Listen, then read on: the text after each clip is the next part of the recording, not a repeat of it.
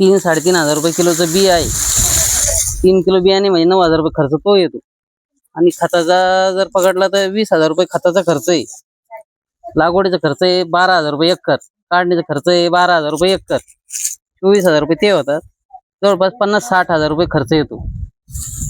आणि कांदे निघले 150 क्विंटल. त्याला भाव चालू आहे कमीत कमी आता 100 रुपयापासून तर 500 रुपयापर्यंत फक्त.